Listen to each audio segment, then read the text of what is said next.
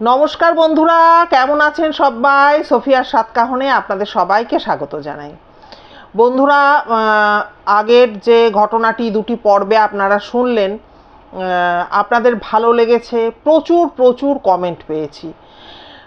কিন্তু ব্যাপারটা হচ্ছে কি বলুন তো, ওই যে আমি শুনেছি এই ব্যাপারটা এবার দুটি ভাগে ভাগ হয়ে গেছে।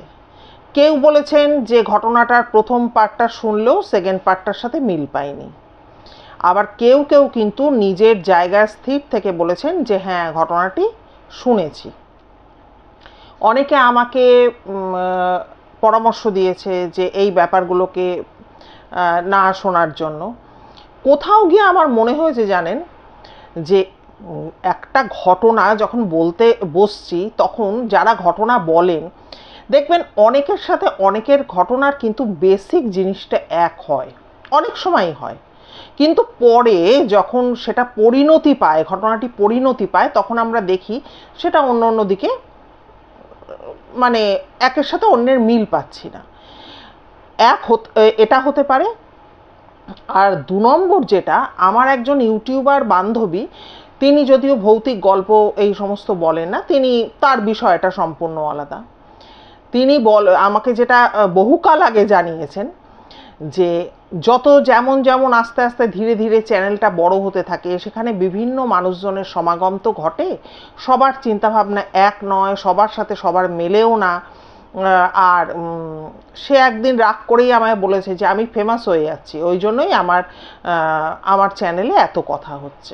আমি তাকে জিজ্ঞাসা করছিলাম যে এত কথা বা এই সব ব্যাপার কেন, কিন্তু সেটা তো তার মতামত। কিন্তু আমার মতামত হচ্ছে যে আমার না এখন সত্যি ঘটনা কোনো বলতে না ভয় লাগে। কেন ভয় লাগে বলুন তো? কারণ হচ্ছে, আমাকে এই কমেন্টের মধ্যে আপনারা লক্ষ্য করে দেখবেন, একজন লিখেছেন, ভূতে কি টাকাটা দিয়ে গেল? একটা ভৌতিক ঘটনা আমি শুনতে বসেছি, সেটাকে গল্প মনে করে তো শুনবো, এবং সেখানে যা হবে সেটাকে তো আমাকে মেনে নিতে হবে। গল্পের গরু গাছে ওঠে, সেরকম কোনো ঘটনা অন্তত আমি আমার চ্যানেলে বলি না। সেটা আমি শুনেছি, অনেক জায়গায় শুনেছি যে যে সিরিয়ালটা চলছে সেটাই কিন্তু টিভিতে একটা ভৌতিক সিরিয়াল বা কিছু, সেটাকে অন্যরকমভাবে বলা হচ্ছে, সেরকম আমি বলি না। যেমন গোপালের একবার একটা ঘটনায় গোপাল বলেছিল যে ওই রাত্রিবেলা একজন স্বর্ণকার, তার কাছে কিন্তু একটি মহিলা আসতো এবং ভারী ভারী অলংকার দিয়ে বলতো যে এটা আপনি রেখে আমায় টাকা দিন, এবং লোকটি কিন্তু সামান্য সামান্য টাকা দিত এবং সে চলে যেত। সেই জায়গায় দাঁড়িয়ে কমেন্ট পেয়েছিলাম যে ভূতে গয়না কোথা থেকে পেল? তা আমি যিনি এই কমেন্টটা করেছেন যে টাকা কোথা থেকে পেলো বা কিভাবে টাকা দিত ভূতে, আমি কিন্তু সেখানে লিখেছি যে অত কিন্তু আমার জানা নেই। কাজে আপনাদেরকে বলবো যে আপনারাও কিন্তু এই ব্যাপারগুলোকে, আমি সব সময় বলি, ঘটনা আমি বলছি, যারা শেয়ার করছেন তাদের কাছে ঘটনা, যাদের জীবনে ঘটেছে তাদের কাছে ঘটনা, কিন্তু আপনারা যারা শুনছেন তারা গল্প মনে করে শুনুন না, নিছক গল্প। আমরা যে ঠাকুমা দিদিমার কাছে অনেক ধরনের গল্প শুনেছি, ছোটবেলা থেকে রাক্ষস খোক্ষস গল্প, বা রাজপুত্র এসে রাজকন্যাকে নিয়ে পক্ষীরাজ ঘোড়া করে চলে গেল, সেগুলো নিয়ে আমরা প্রশ্ন করতাম? তখন আমাদের শুনতে ভালো লেগেছিল, সেইভাবেই শুনেছিলাম। আপনাদের কাছেও সেইটাই আমার বলার বিষয়। তো যাই হোক, চলুন আজকের ঘটনা শুরু করি। আজকের ঘটনাটা না বলতে গিয়ে মানে আমি রীতিমতো কিন্তু খুবই চিন্তিত। কেন বলুন তো? আজকে আমি আপনাদের কাছে স্বীকার করছি, আজকের ডেটে দাঁড়িয়ে আমার হাতে আপনাদেরকে শোনাবার মতো একটিও ঘটনা নেই যে কেউ শেয়ার করেছে। আমি রোজই তো আপনাদের বলি যে আপনাদের জীবনে কারো কিছু ঘটলে পর, কারো মুখ থেকে শুনলে পর, বা ছোটোবেলায় শুনেছেন বা কারো কাছ থেকে শুনেছেন, একটু আমাকে নক করবেন, এটা বলি তো। এবার আমি বুঝি যে এই সব ঘটনাগুলো তো চটপট কারো মাথায় চলে আসে না বা কেউ বলে উঠতে পারে না, কিন্তু কি করব বলুন, আমি তো নিজে রাইটার নই, আমিও পারি না।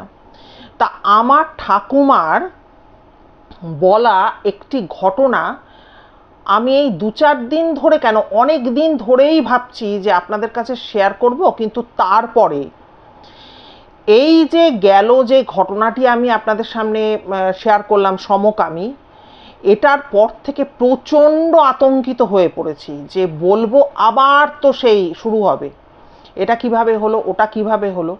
কিন্তু আজকের ডেটে দাঁড়িয়ে যেহেতু আমার কাছে কোনো ঘটনা, একটা ঘটনাও অবশিষ্ট নেই যে কারো আমি শোনাবো, তাই বাধ্য হলাম কিন্তু আমার ঠাকুমার বলা সেই ঘটনাটি আপনাদের সাথে শেয়ার করবার জন্য।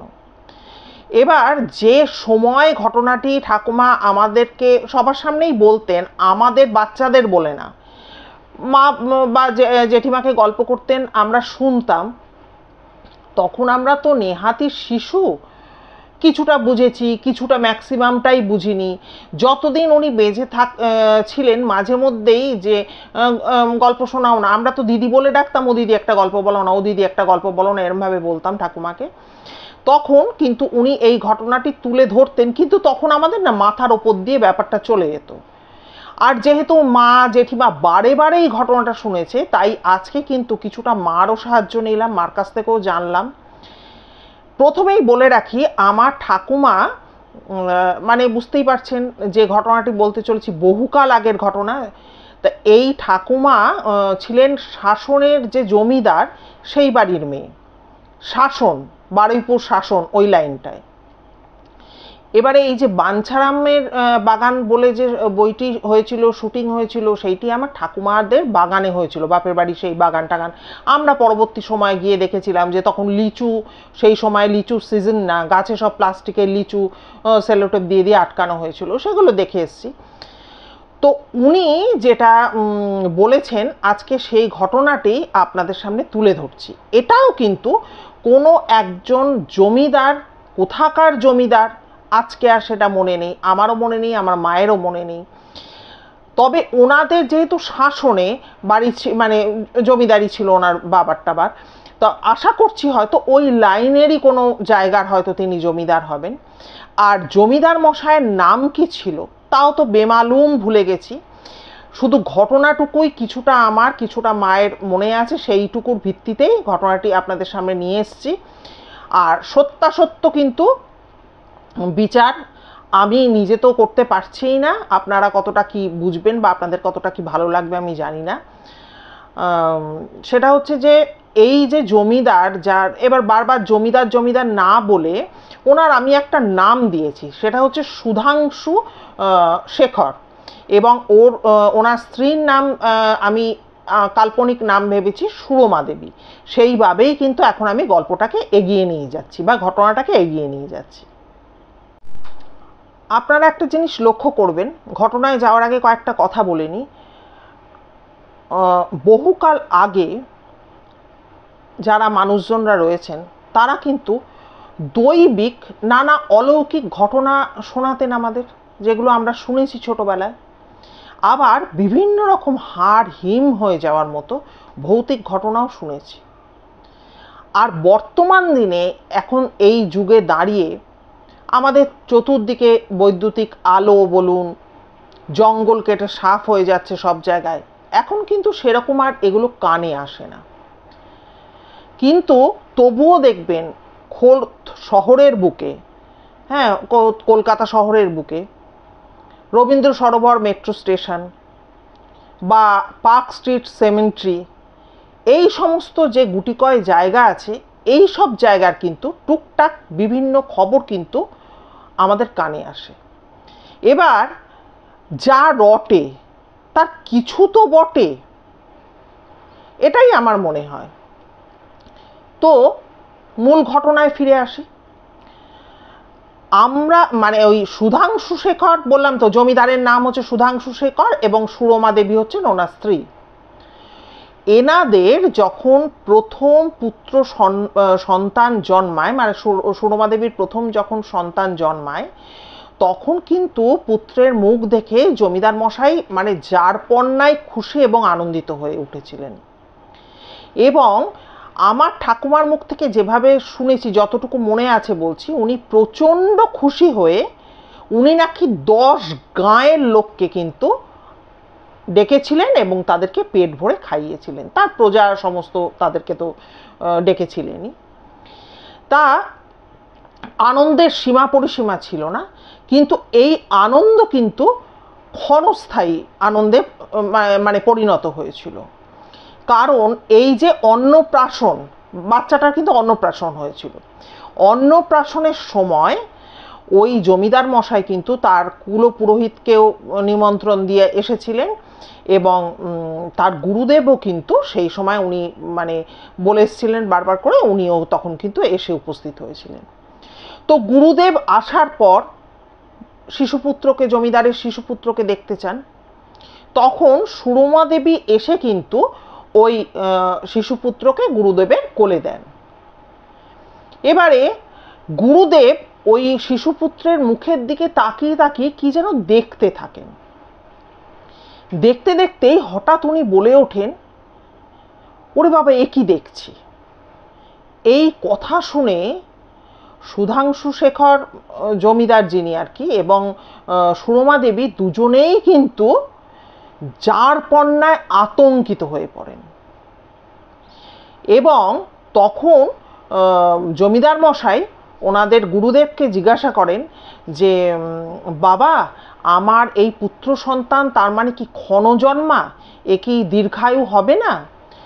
তখন শিশুপুত্রকে সুরমা দেবীর মানে কোলে দিয়ে ইয়ে বলেন, মানে গুরুদেব বলেন যে, দাঁড়াও, আমি আগে অন্নপ্রাশনের যাবতীয় যা অনুষ্ঠান ক্রিয়াকর্ম আছে সবটুকু মিটুক, তারপরে এই প্রশ্নের উত্তর আমি তোমাকে জানাবো।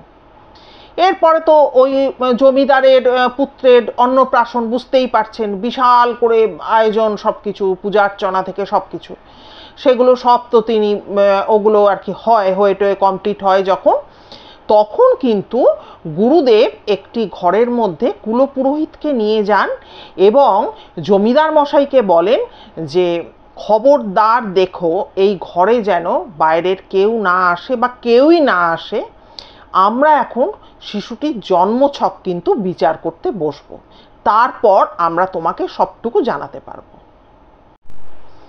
বহুক্ষণ বাদে কিন্তু গুরুদেব সুধাংশু শেখর ওনাকে আর কি বাবুকে ডেকে পাঠান এবং তখন উনি গুরুদেব জমিদারকে আর কি বলেন যে, দেখো সুধাংশু, আমরা দুজনে মিলে মানে কুলপুরোহিত এবং গুরুদেব দুজনে মিলে তোমার ছেলের জন্মছক বিচার করে যা দেখলাম, তোমার ছেলে কিন্তু দীর্ঘজীবী, তবে সে কিন্তু মানে বৃদ্ধ বয়স অবধি কিন্তু সে থাকবে না। আর আরেকটা কথা, যদি তুমি আমার মত মানো বা আমাকে মানো এতটুকু, তাহলে আমি তোমাকে বলবো তোমার ছেলে পর্যন্তই কিন্তু তোমার বংশ বজায় থাকবে, সে তোমার কিন্তু যোগ্য উত্তরসূরি হয়ে উঠবে, কিন্তু তারপরে মানে ছেলের পরে কিন্তু তোমার বংশ কিন্তু নির্লোপ হয়ে যাবে, বংশধর কিন্তু তোমার আর থাকবে না, তোমার বংশ কিন্তু ধ্বংস হয়ে যাবে। এই কথা শুনে সুধাংশু শেখর তো পুরো পাথরের মতো হয়ে যায়, কারণ সত্যিই তো একটা জমিদার বাড়ি বলে কথা, সেখানে বংশধর না থাকলে তো মারাত্মক ব্যাপার। এরপরে গুরুদেব আরও বলেন যে, কেন থাকবে না সেটা এবার শুনে নাও। কারণ হচ্ছে, তোমার ছেলের জীবনে যে কন্যা আসতে চলেছে, কন্যার রূপ ধরে যে আসতে চলেছে, সে কিন্তু হবে একটা প্রেতিনী। কাজেই তোমার বংশ কিন্তু সে রাখতে দেবে না। আমার মতামত যদি চাও, তাহলে কিন্তু তুমি ছেলেকে বিয়ে দিও না, মানে তাকে অবিবাহিতই তুমি রাখার চেষ্টা করো। এই কথা শুনে তো সুধাংশু শেখর তো আটকে ওঠে এবং বলে যে, গুরুদেব আপনি কি বলছেন?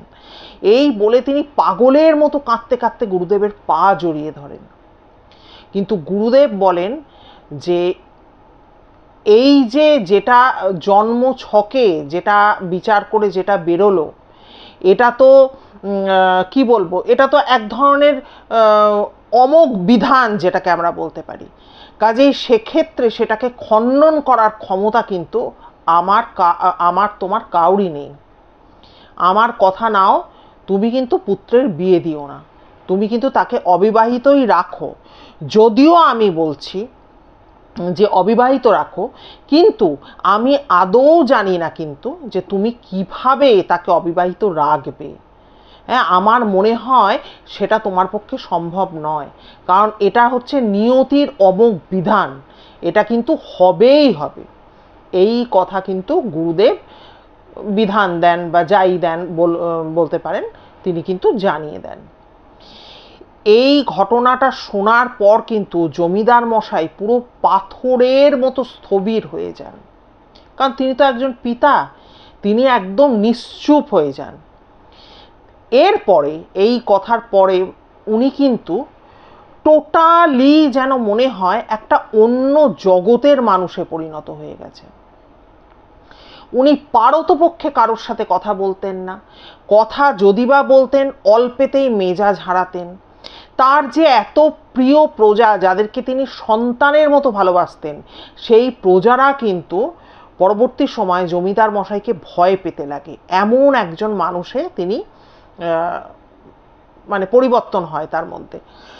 এরপরে উনি কিন্তু কারোর সাথে কথা বলতেন না, এবং 24টি ঘন্টা পারলে দিনে উনি কিন্তু সুরা পান করতেন বা মদ্যপান করতেন, যেটা উনি কোনোদিনও কিন্তু মদ ছুঁয়েও দেখতেন না। পরবর্তী সময় নিজেকে কিন্তু এইভাবে তিনি মানে আকণ্ঠ মদ্যপান যাকে বলে তার মধ্যে ডুবিয়ে রেখেছিলেন, এবং অনিয়মিত খাওয়া দাওয়া প্রায় ছেড়েই দিয়েছিলেন বলা চলে। এইরকমভাবে তিনি কিন্তু চলতে লাগেন। এই বিষয়টা, এই যে ব্যাপারটা কি হচ্ছে না হচ্ছে, এটা কিন্তু দুজনের দৃষ্টি এড়ায় না।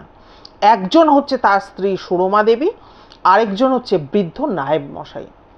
এবার কর্তার যে কার্যকলাপ, এবার আপনারা নিশ্চয়ই জানেন তখনকার দিনে জমিদার বাড়িতে অন্দরমহল, বারমহল, এই ব্যাপারগুলো ছিল। বাইরে কর্তার যে কীরকম ব্যবহার চেঞ্জ হচ্ছে বা কি মেজাজ হারাচ্ছেন, এই ব্যাপারগুলো কিন্তু বৃদ্ধ নায়েব মশাই তার মা জননীকে গিয়ে গিয়ে জানাতেন। কিন্তু সুরমা দেবীর কিন্তু কিচ্ছু করার ক্ষমতা ছিল না, কারণ গুরুদেব তো তার সামনেই বলে উঠেছিলেন, এ আমি কি দেখছি। হ্যাঁ, সেই কথাটা তো তারও কানে বাজে, কিন্তু স্বামীকে হাতে পায়ে ধরা থেকে শুরু করে মাথা দিব্যি দেওয়া থেকে শুরু করে তিনি কি করেছেন কি করেননি, কিন্তু জমিদার মশাইয়ের মুখ থেকে এই বিষয় তিনি একটাও কথা বার করতে পারেননি। কিন্তু তিনি ভালো মতো জানতেন যে নিশ্চয়ই গুরুদেবের মুখে এমন কিছু উনি শুনেছেন যে তারপর থেকে উনি পুরো অন্যরকম মানুষে পরিণত হয়েছেন। যাই হোক, উনি তো ওনার কিচ্ছু করার ক্ষমতা ছিল না, উনি সব কিছু দেখে শুনেও কিন্তু মানে জেনে বুঝেও কিন্তু উনি আসল ব্যাপারটা যেহেতু জানতেন না, তিনি পুরো অন্ধকারে ছিলেন। আর জমিদার সুধাংশু শেখর উনি কিন্তু ওনার স্ত্রীকে যারপরনাই ভালোবাসতেন। হয়তো কোথাও গিয়ে উনি ভেবেছিলেন যে সুরমা ভয় পেয়ে যাবে, হ্যাঁ, পুত্রের পরবর্তী জীবনের কথা জেনে ও ভয় পেয়ে যাবে, সেই জন্য তিনি কিন্তু স্ত্রীকে একটি কথাও কিচ্ছু কিন্তু জানাননি। অত্যাধিক সুরাপান এবং খাবারের অনীহা, এই সমস্ত একাধিক কারণে অংশুর যখন মাত্র 18 বছর বয়স, তখন কিন্তু জমিদার মশাই কিন্তু মারা যান। এবং উনি মারা যাওয়ার পর, যেহেতু মাত্র 18টা বছরই বয়স অংশুর, তার জমিদারি সম্পর্কে তখনও তেমন কোনো ধারণা তৈরি হয়নি, তখন কিন্তু এই বৃদ্ধ নায়েব মশাই কিন্তু বকলমে জমিদারি চালাতে থাকেন। কিন্তু জমিদার মশাই একটা কিন্তু কাজ করে গিয়েছিলেন, সেটা হচ্ছে মৃত্যুর মাত্র মানে একদিন কি দুদিন আগে তিনি বৃদ্ধ নায়েব মশাইকে ডেকে কিন্তু সমস্তটুকু জানিয়ে গিয়েছিলেন, এবং বলেছিলেন যে তুমি আপ্রাণ চেষ্টা করো কিন্তু যাতে অংশুর বিয়ে না হয়, এবং কাউকে কাক পক্ষীতেও যেন ব্যাপারটা জানতে না পারে, সেই মানে ভাবে কিন্তু তিনি বৃদ্ধ নায়েব মশাইকে নির্দেশ দিয়ে গেছিলেন, এক কথায় বলতে পারি। যাই হোক, অংশুর তো ধীরে ধীরে বয়স বাড়তে থাকে। যখন সে 22 বছর মতো তার বয়স, তখন তো সে জমিদারির অনেকটাই বোঝে, আর নায়েব মশাইও তাকে সাহায্য করে। সে তখন ধরতে গেলে তখনকার সময় সে জমিদার হয়ে বসে। এবারে সে জমিদার হয়ে বসে এবং তার প্রজার সমস্ত সারাদিন যা কাজকর্ম থাকে জমিদারদের সেই সমস্ত সে করে, আর বৃদ্ধ নায়েব মশাই তাকে সাহায্য করে, এইভাবেই দিন চলে। একদিন কিন্তু হঠাৎ করে সে সুরমা দেবীর কাছে এসে একটা আবদার করে বসে। আবদারটা এরকম যে, মা আমি শিকারে যাব। তা সুরমা দেবী বলে, দেখো ছেলের কাণ্ড দেখো, তুই তো প্রায় বন্ধুদের সাথে শিকারে যাস। তখন সে বলে যে, না মা, এবার একটু দূরের কোন জঙ্গলে আমি শিকার করতে যাব, আমার কিন্তু আসতে বেশ কিছুদিন দেরি হবে। তো সুরমা দেবী তো রাজি হন না, অনেক করে বুঝিয়ে বাজিয়ে, যাই হোক তখন তো মানে অংশুর জেদের কাছে হার মেনেই নিমরাজি হয়েও তাকে কিন্তু তখন সম্মতি ওনাকে জানাতে হয়, এবং অংশু কিন্তু নির্ধারিত দিনে বন্ধু বান্ধব সবাইকে নিয়ে কিন্তু শিকারের উদ্দেশ্যে রওনা দেয়। এবার শিকার করতে গেছে। এবার তখনকার দিনে বহু যুগ আগের ঘটনা বলতে বসেছি। তখনকার দিনে তো এখনকার মতো ওই টেলিফোন বলুন বা দুমদাম চিঠি পত্র লিখে ফেলা, সে সমস্ত ব্যাপার ট্যাপার ছিল না। তো যে কারণে কি, সুরমা দেবী ছেলের এতদিন হয়ে গেছে, প্রায় দিন 15 কেটে গেছে, কোনো রকম কোনো খবর পাচ্ছেন না, প্রায় তিনি বিছানায় শয্যাশায়ী বলা চলে। এই সময় একদিন খবর আসলো যে অংশুমান ফিরছে। তো ভালো কথা। এবারে যখন গ্রামের মধ্যে দিয়ে যখন মানে অংশু ফিরছে আর কি, তখন সবাই দেখছে অবাক হয়ে যে পেছনে পেছনে কিন্তু জমিদারের পেছনে পেছনে কিন্তু একটা পালকি আসছে। তা পালকি আসছে, তখনকার দিনের পালকি মহিলারা যাতায়াত করতো। সবাই অবাক হয়ে যাচ্ছে, সবাই জানে জমিদার শিকারে গেছে, তাহলে পালকি কেন আসছে? সবাই কানাঘুষো করতে থাকে, কি ব্যাপার, কি বৃত্তান্ত। যাই হোক, এবার সুরমা দেবী তো আনন্দে আত্মহারা যে কখন বারমহল থেকে অন্দরমহলে ছেলে আসবে, কিন্তু তার সেই আনন্দ কিন্তু কিছুক্ষণের মধ্যে নিরানন্দে পরিণত হয় যখন তিনি দেখেন যে অংশুর পেছন পেছন একটা 12-13 বছরের একটি মেয়ে গুটি গুটি পায়ে এসে ঘরের মধ্যে দাঁড়িয়েছে।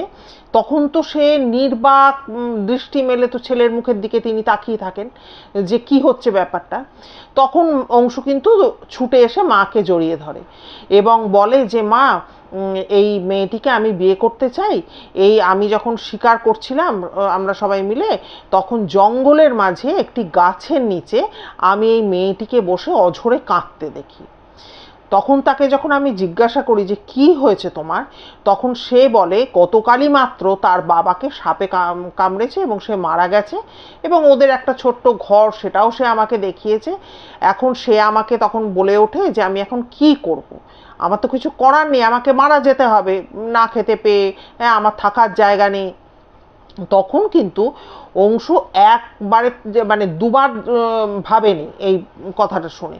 সে সিদ্ধান্ত নেয় যে আমি এই মেয়েটিকে বিয়ে করব, এবং সেই মতো সে কিন্তু পালকি করে মেয়েটিকে নিয়ে আসে।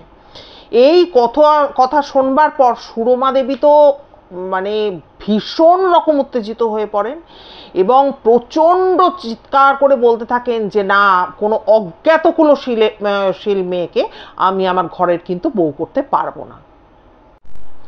এবার সুরমা দেবী তো প্রচণ্ড উত্তেজিত হয়ে যখন চিৎকার চেঁচামেচি করছে, তখন কিন্তু ছেলেও কিন্তু তার জেদে অনড়, সেও কিন্তু স্থির করেই ফেলেছে প্রায় যে ওই মেয়েটিকে বিয়ে করবে।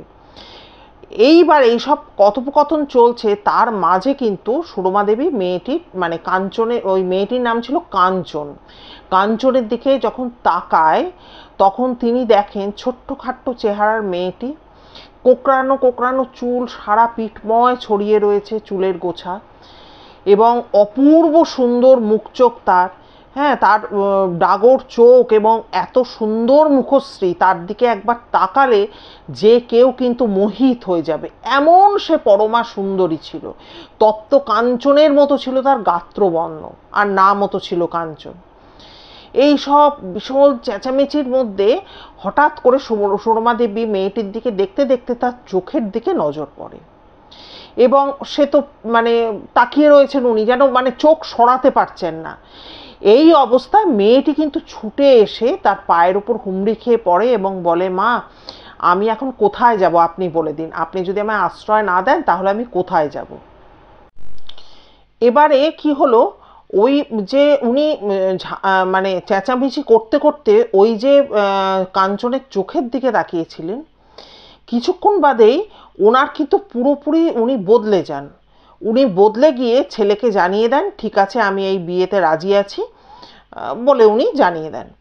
এবার উনি যখন এই কথাটা ছেলেকে জানান তখন কিন্তু খবরটা নায়েবের কানেও যায় যে একজনকে নিয়ে এসছে জমিদার মশাই, তাকেই তিনি বিয়ে করবেন।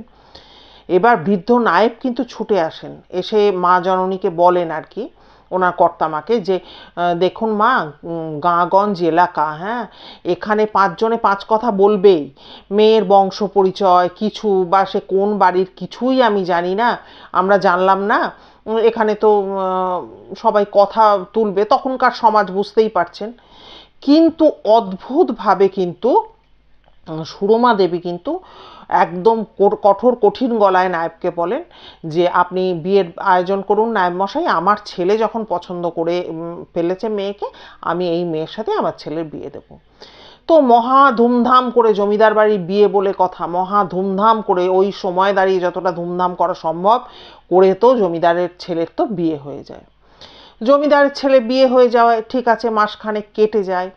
তারপরে কিন্তু অদ্ভুত কিছু কিছু ঘটনা কিন্তু গ্রামে ঘটতে দেখা যায়।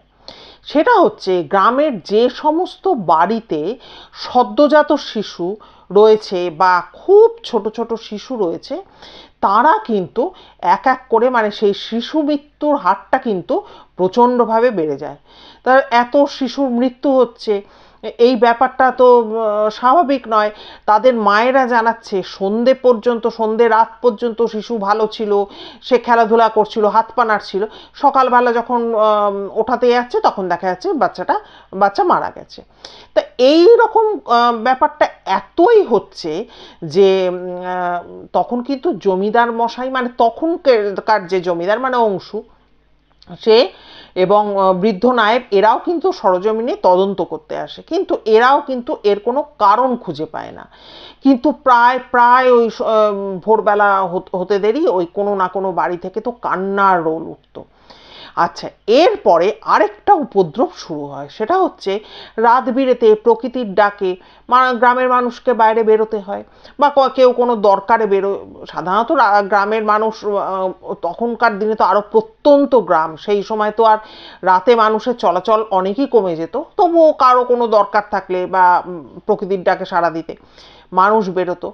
কেউ ওই জমিদার বাড়ির নতুন বৌরানীকে দেখছে যে পুকুর ঘাটে বসে থাকতে, আবার উদাসভাবে বসে থাকতে দেখছে, কেউ দেখছে জঙ্গলের মধ্যে দেখছে, কেউ বাঁশঝাড়ের মধ্যে দেখছে, এরকম কিন্তু দেখা দেখি শুরু হলো।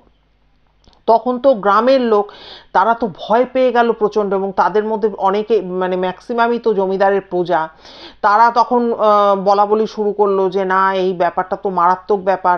বউরানী পুকুর কাটে খোলা চুল এলিয়ে উদাসভাবে বসে থাকে, আর যার পুকুর পরের দিন সে গিয়ে দেখে পুকুরে একটি মাত্রও কিন্তু মাছ নেই। এই রকম ঘটনা কিন্তু দিনের পর দিন চলছে। এবার এরা প্রচণ্ড ভয় পেয়ে গিয়ে এ কথা ও কথা, কথা বলে, ও আবার সেটা ছড়ায়, এইভাবে করতে করতে খবরটা কিন্তু বৃদ্ধ নায়েবের কান অবধি পৌঁছে গেল। তখন তো নায়েব দেখলেন এ তো ভয়ঙ্কর বিপদ, ব্যাপারটা গিন্নিমার কান অবধি পৌঁছে যাবে, বৌরানিমার কান অবধি। তখন কিন্তু উনি কি করলেন, উনি প্রচণ্ড, মানে সাংঘাতিকভাবে উনি কিন্তু রেগে গিয়ে উনি ওনাদেরকে বললেন যে এবার থেকে যে এই ধরনের কথা বলবে, তোমরা যা দেখছো তোমাদের মধ্যে রাখো, কিন্তু যদি এই কথা 5 কান হয়েছে বা গিন্নিমা অবধি যদি পৌঁছায়, তাহলে কিন্তু তোমাদের জমি ক্রোক করে নেওয়া হবে। গ্রামবাসী, গরিব মানুষ, তারা আর কি করবে, তারা তো যাই হোক নিজেদের মধ্যেই চুপচাপ হয়ে গেল। নায়েব মশাই কিন্তু পুরো ব্যাপারটি জানতেন, পুরো ব্যাপারটি। কারণ একদিন জমিদারের বাড়িতে কোনো কারণবশত তার অনেকটা রাত হয়ে গেছিল বেরোতে। এবার যখন তিনি বেরিয়ে নিজের গ্রামের উদ্দেশ্যে রওনা দেন, তখন সেদিনটা ছিল খুব দুর্যোগপূর্ণ আবহাওয়া, এবং সেই আবহাওয়ার মধ্যে তো যাই হোক উনি পথ চলছে, এবার চলতে চলতে একটি বিরাট বড় বটগাছের প্রায় মগডালের ওপর উনি দেখতে পান ওই বউরানী বসে আছে। এবং বউরানী যে বসে আছে, নতুন বউরানী বসে আছে, এবং তিনি যে বসে আছেন মনে হচ্ছে তিনি বসে বসে পা দুলাচ্ছেন, এবং তার চুল মনে হচ্ছে কিন্তু নিচের ভূমি স্পর্শ করছে। কিন্তু উনি প্রচণ্ড সাত্ত্বিক একজন ব্রাহ্মণ মানুষ ছিলেন। উনি খুব ধীরে সুস্থে কিন্তু গায়ত্রী মন্ত্র জপ করা শুরু করেন এবং ধীরে ধীরে কিন্তু ওই বটগাছ পার হয়ে যান। এবং পার হয়ে যাওয়ার পর বেশ কিছুটা চলে যাওয়ার পর উনি কিন্তু আগের যিনি জমিদার মশাই, যার তিনি আগে নায়েব ছিলেন, সেই জমিদারের উদ্দেশ্যে প্রণাম জানিয়ে বলেন যে জমিদার মশাই, আমি কিন্তু আপনার বংশে প্রেতিনী আশাকে আটকাতে পারলাম না, প্রেতিনী কিন্তু সেই আপনার বংশে এসে পা দিয়েই দিল। হঠাৎ করে একটা সুখবর আসে, মানে সবাই শুনতেও পায় এবং জমিদার বাড়িতেও খুব আনন্দের একটা বন্যা বয়ে যায়। সেটা হচ্ছে বউরানী মা হতে চলেছে, নতুন বউরানী মা হতে চলেছে। তো খুব ভালো কথা। জমিদার গিন্নি তো দাইমাকে ডেকে পাঠান, দাইদের আর কি ডেকে পাঠান। তো উনি দাইমা এসে পরীক্ষা করে নাড়ি টাড়ি টিপে উনি বলেন যে হ্যাঁ, মাতৃত্ব শরীরে দেখা দিচ্ছে আস্তে আস্তে। তো যাই হোক, এরমভাবে চলছে, সবারই মনে খুবই আনন্দ। কিন্তু হঠাৎ করে ওই ধরুন ওই মাস খানেক কি মাস দুয়েক বাদে হঠাৎ করেই একদিন সকালবেলা অংশু ছুটে এসে মাকে বলে যে মা, কালকে একটা ভয়ঙ্কর ঘটনা ঘটে গেছে রাত্রে। তখন সুরমা দেবী বলছে কি হয়েছে? বলছে আমি দেখলাম কাঞ্চন আমার পাশে বসে একটা এরকম বড় ধরনের রক্তের বল নিয়ে নাড়াচাড়া করছে। এটা দেখে ভয়ে আতঙ্ক, একটা রক্তের বলের মতো জিনিস বা তাল বলতে পারি, নাড়াচাড়া করছে। বলছে যে আমি এটা দেখে এতটা ভয় পেয়ে গেছি মা, এতটা আতঙ্ক হয়েছে, কিন্তু আমি যখন এটা কি এইভাবে জিজ্ঞাসা করতে যাব তখন আমার মুখ থেকে কোনো আওয়াজ বেরোচ্ছে না। তারপরে কি জানি কি হলো মা, আমি কিন্তু ঘুমিয়ে পড়লাম। তখন কিন্তু সুরমা দেবী সস্নেহে ছেলের গায়ে পিঠে হাত বুলিয়ে বলে বাবা, তুই এসব খারাপ আজে বাজে স্বপ্ন দেখেছিস, সেগুলো কিচ্ছু না, ও সব ঠিক আছে। কিন্তু মাসের পর মাস যাচ্ছে, সুরমা দেবী লক্ষ্য করছেন বৌমার শরীরে তো কোনো রকম কোনো একটা মাতৃত্বের যে প্রকাশ, হ্যাঁ, সেটা তো ফুটে উঠছে না। তখন উনি দাইকে কিন্তু খবর দেন যে এরকম একটা সে মা হতে চলেছে, তার তো দেহে একটা লক্ষণ ফুটে উঠবে, সেরকম কিছু দেখা যাচ্ছে না। তখন দাই কিন্তু এসে আবার সেই পরীক্ষা নিরীক্ষা করে সে কিন্তু জানায় যে অদ্ভুত ব্যাপার, বৌমার কিন্তু শরীরে কোনো মাতৃত্বের কোনো ব্যাপার নেই, মানে বৌরানীমার কোনো মাতৃত্বের ব্যাপার কিন্তু নেই।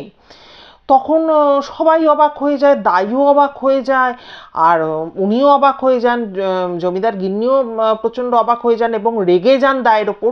তাহলে তুমি কি দেখে গেলে? এবার তিনি কিন্তু নিভৃতে বৌমাকে, কাঞ্চনকে নিয়ে গিয়ে বলে যে বৌমা কি হলো বলো তো ব্যাপারটা।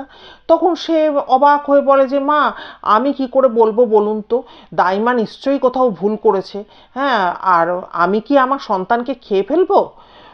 এই কথা উনি মানে নতুন বউরানী কিন্তু বলে।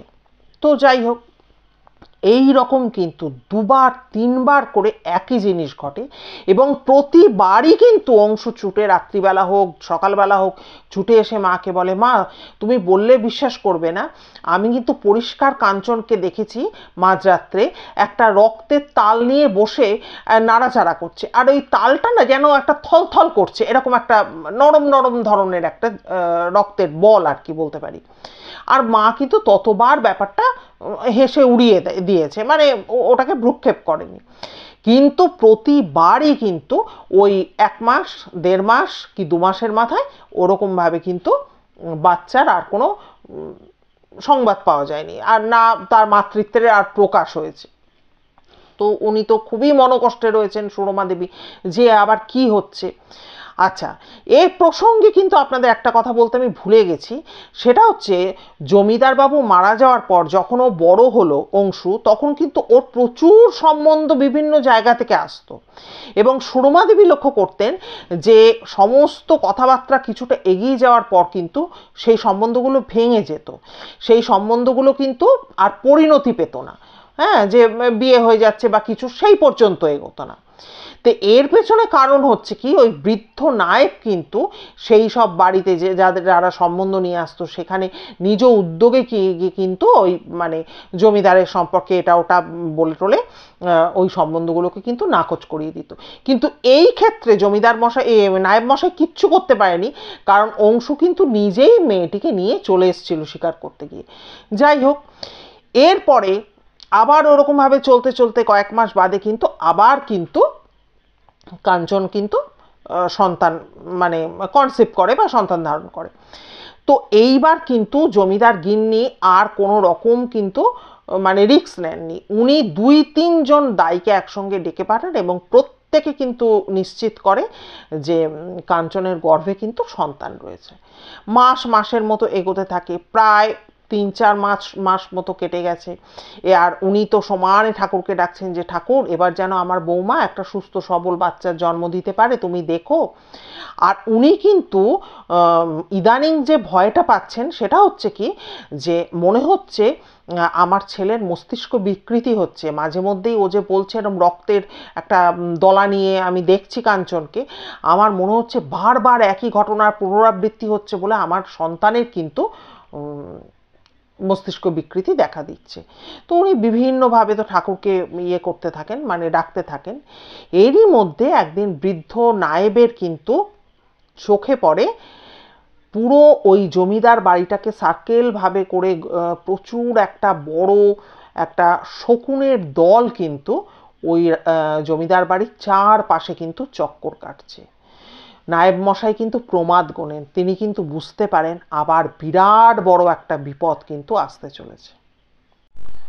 সুরমা দেবী এবারে বেশ খুশিই হন যে অংশু যে বারে বারে ছুটে এসে বলতো সেটা অংশু বলছে না, আর বৌমার শরীরেও কিন্তু রীতিমতো কিন্তু মাতৃত্বের প্রকাশ ঘটেছে। প্রায় 3-4 মাস বাচ্চা কিন্তু এগিয়ে গেছে, মাস এগিয়ে গেছে। তো এবারে আবার সেই একদিন রাত্রিবেলা প্রচণ্ড সুরমা দেবীর দরজায় প্রবল করাঘাত।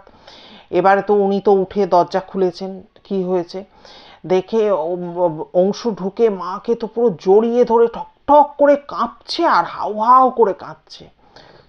তখন তো সুরমা দেবী বলেন যে কি হয়েছে, তখন অংশু বলে যে মা তুমি বললে বিশ্বাস করবে না, আমি তোমাকে একদম সত্যি কথা বলছি, আমি কাঞ্চনকে পরিষ্কার দেখেছি, একটা ছোট্ট বাচ্চা, যে বাচ্চার কিন্তু গঠন এখনো সম্পূর্ণ হয়নি, সেরকম একটা বাচ্চাকে মানে সামনে রেখে 2 হাত দিয়ে বাচ্চাটাকে ধরে এরকমভাবে ছিঁড়ে ছিঁড়ে বাচ্চাটার শরীরের বিভিন্ন অংশ কাঞ্চন খাচ্ছে কচমচ করে।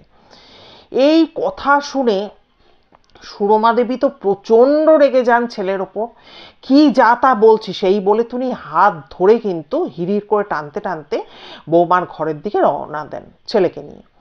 গিয়ে দেখেন গভীর ঘুমে অচেতন হয়ে রয়েছে কাঞ্চন। তখন তো ছেলেকে তিনি ওইখানেই প্রচণ্ড ধমক ধামক তো দিতে থাকেন যে হ্যাঁ যা নয় তাই তুই কথা বলবি, এই বলবি সেই বলবি বলে তো উনি প্রচণ্ড ধমক টমক দেন। কিন্তু ওই সময় কিন্তু অংশু কিন্তু ওই কাঞ্চনের ঠোঁটে লেগে থাকা যে রক্তের দাগ সেটা কিন্তু দেখতে পেলেও মায়ের এই ব্যবহার দেখে সে কিন্তু আর মাকে কিছু জানায় না। যাই হোক, এর ঠিক 2-3 দিন বাদে হঠাৎ করে একদিন সকালে সুরমা দেবী লক্ষ্য করেন তার বৌমার শরীরে মাতৃত্বের যে প্রবল একটা ছাপ পড়েছিল তার কিছু বলে কিছু কিন্তু অবশিষ্ট নেই। তিনি তো প্রচণ্ড ভয় পেয়ে এবং ব্যস্ত হয়ে ওই যে দায়ী 2-3 জনকে ডেকে পাঠিয়েছিলেন তাদেরকে ডাকিয়ে নিয়ে আসেন। দাইরাও পুরো অবাক হয়ে যায়, হতবাক হয়ে যায়। তারা বলে এই 4 মাস মতো তার মানে কনসিভ করার টাইমটা 3-4 মাস মতো হয়েছে। এত বড় একটা শিশু সে যদি নাও বেঁচে থাকে তবু তো সে তার শরীরের মধ্যে থাকবে, কিন্তু শরীরে তার কোনো প্রকাশ নেই। তাহলে এত বড় এই শিশুটি, এই বাচ্চাটি গেল কোথায়? তো যাই হোক, আবার তো সেই কাঞ্চনকে নিয়ে তো সুরমা দেবী আলাদা কথা বলেন যে কি হলো বৌমা। তখন সে বলছে, মা আমি কি করব বলুন, আমি কি জানি, আমি কি করব, আমি কি আমার বাচ্চা আমি খেয়ে ফেলবো? সেই সে এক কথা বলে যায়। এবার তার মুখের নিষ্পাপ মুখের দিকে তাকিয়ে সুরমা দেবী তাকে কিছু বলতে পারেন না, ঠিক কথা, কিন্তু তার কিন্তু এই সময় কিন্তু দাঁড়িয়ে অংশুকে বিশ্বাস করতে কেন কি জানি ইচ্ছা হয়। তিনি কিন্তু বৌমাকে কিচ্ছু কিন্তু বলেন না, কিন্তু তিনি এটা লক্ষ্য করেন যে এতবার যে এতগুলো ঘটনা ঘটলো, বৌমার মধ্যে কিন্তু কোনো শোক, তাপ, দুঃখের লেশ মাত্র কিন্তু নেই। আচ্ছা, এবারে ওই যে প্রথম জমিদার মশাই যখন মারা যায় তারপর থেকে কিন্তু সুরমা দেবী প্রচুরভাবে, অনেকভাবে কিন্তু নায়েব মশাইকে বলেছিলেন গুরুদেবকে এ বাড়িতে নিয়ে আসার জন্য। কিন্তু নায়েব মশাই কিন্তু প্রতিবারই বলেছেন যে গুরুদেব ভীষণভাবে অসুস্থ, তিনি আসতে পারবেন না, এরকম বিভিন্নভাবে মানে ছলে বলে কৌশলে সুরমা দেবীকে বুঝিয়ে দিয়েছেন। কারণটা হচ্ছে কর্তামশাই কিন্তু বলেছিলেন যে গুরুদেব যদি এই বাড়িতে আসে নায়েব, তাহলে কিন্তু সুরমা সব জেনে যাবে। কাজেই তিনি কিন্তু নায়েব মশাইকে নিষেধ করে গিয়েছিলেন যে দেখো যাতে কোনোভাবে সুরমা কোনো ব্যাপারটা পুরো মানে কিছু যেন জানতে না পারে। তো যাই হোক, এবার কিন্তু সুরমা দেবী নাছোড় হয়ে যান এবং তিনি অংশুকে বলেন যে বৌমাকে নিয়ে তুমি গুরুদেবের কাছ থেকে ঘুরে এসো। যদিও বয়সোচিত কারণে তখন কিন্তু সত্যি সত্যিই গুরুদেব অসুস্থ ছিলেন, তা তুমি বৌমাকে নিয়ে গুরুদেবের ওখানে ঘুরে এসো।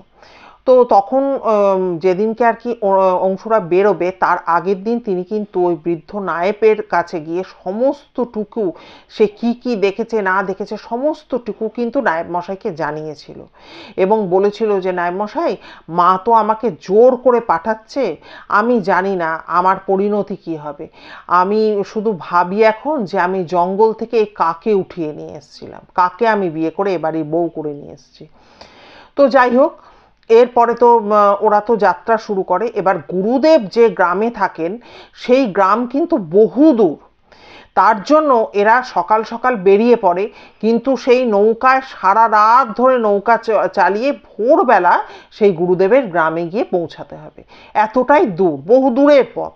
তো এরা তো মাঝি মাল্লা সমেত তো যাত্রা শুরু করে অংশু বউকে নিয়ে। এরপরে কোনো খবর পায় না, জমিদার বাড়িতে কোনো খবর নেই, কিছু নেই, এতদিন ধরে গুরুদেবের ওখানে কি করছে সবাই ভাবতে থাকে। হঠাৎ করেই খবর আসে যে নদীর চরে কাত হয়ে পড়ে থাকা নৌকাটাকে পাওয়া গেছে এবং পাঁকের মধ্যে পুরো মুখ গুজে পড়ে রয়েছে অংশু। অংশুর মৃতদেহ যখন উদ্ধার হয় তখন দেখা যায় তার বিস্ফারিত চোখ যেন বেরিয়ে আসছে এবং এইভাবে মানে গলায় এই জায়গায় সমস্ত লাল লাল যেন কিছু একটা দাগ, ছোপের মতো দাগ। আর নদীর যেমন যেমন নদী এঁকে বেঁকে গেছে সেখানে বিভিন্ন চরে কিন্তু এক একজন করে মাঝি মাল্লার দেহ কিন্তু পাওয়া গেছে। এই ঘটনা মানে জমিদার বাড়িতে এসে তো ঘটনাটা সংবাদটা পৌঁছায় এবং এর কিছু মাস বাদেই কিন্তু সুরমা দেবীও মারা যায় এবং সেই জমিদার পরিবার কিন্তু মানে নির্বংশই হয়ে যায়, হ্যাঁ, বিলুপ্ত হয়ে যায়। তো বন্ধুরা, এই ছিল আজকের ঘটনা, বহু যুগ আগের ঘটনা। মোটামুটি ওই বললামই তো, আমি নিজে এবং মায়ের সাহায্য নিয়ে যতটুকু ঘটনাটা উদ্ধার করতে পারি করলাম। তবে ওই যে গ্রামের নাম বা জমিদার, কোথাকার জমিদার ওনারা ছিলেন সেসব কিচ্ছু বলতে পারলাম না, আমাকে ক্ষমা করে দেবেন, কারণ এত বছর আগের আমার সেই দিদির বলে যাওয়ার ঘটনা, আমার সে মানে জায়গা, স্থান, কাল, পাত্র বা পাত্রপাত্রীর নাম এগুলো কিন্তু আমার মনে নেই। আরেকটা কথা যেটা বলার সেটা হচ্ছে যে কি জানি এই ঘটনাটা তো দিদি বারে বারে বলতো, মাঝে মধ্যেই বলতো। আমার মনে হয় যে তখনকার দিনের এরকম সদ্গুরু হয়তো কেউ কেউ ছিলেন যারা হয়তো অনেক দূর পর্যন্ত মানুষের ভাগ্যটাকে দেখতে পেতেন। তা উনি যেভাবে বলেছিলেন যে বিয়ে তুমি হয়তো আমার মনে হয় আটকাতে পারবে না, সেটাই ঘটেছিল। এবং পরবর্তী দিনে কিন্তু সময় সেই জমিদার বংশ কিন্তু মানে ধ্বংসই হয়ে গেছিল বলা যেতে পারে। তো আপনারা অবশ্যই কমেন্ট করবেন, করে জানাবেন যে আজকের ঘটনা আপনাদের কেমন লেগেছে। আর বন্ধুরা, একটু সাহায্যের হাত বাড়ান। সত্যি কথা বলছি, আমার স্টকে একদম কোনো ঘটনা নেই, কারণ কেউ মানে সমানে তো যে পাঠাচ্ছেন তারটা বলে দিচ্ছি। তো আপনারা যদি একটু পাশে দাঁড়ান আমার পক্ষে খুব ভালো হয় এটা বলার। আর নতুন বন্ধু পুরনো বন্ধু সবাইকে বলবো, যদি ভিডিওগুলো ভালো লাগে তাহলে একটু দিন না ছড়িয়ে, অসুবিধার তো কিছু নেই, একটু ছড়িয়ে দেবেন, তাতে আমাদের পরিবারে আরও অনেক নতুন নতুন মানুষজন আসবেন। আর আর কি বলবো, যারা নতুন বন্ধুরা এতক্ষণ ধরে আমায় শুনলেন, যদি ভিডিও ভালো লাগে তাহলে দয়া করে একটা লাইক করে সাবস্ক্রাইব করে নেবেন এবং অবশ্যই বেল আইকনের অলে গিয়ে প্রেস করবেন, তাহলে আমার দেওয়া যে কোনো ভিডিও নোটিফিকেশান চটজলদি আপনারা পেয়ে যাবেন। আর কি বলবো, খুব খুব ভালো থাকবেন, সুস্থ থাকবেন। আর দেখা হচ্ছে তাহলে পরবর্তী ভিডিও নিয়ে। নমস্কার।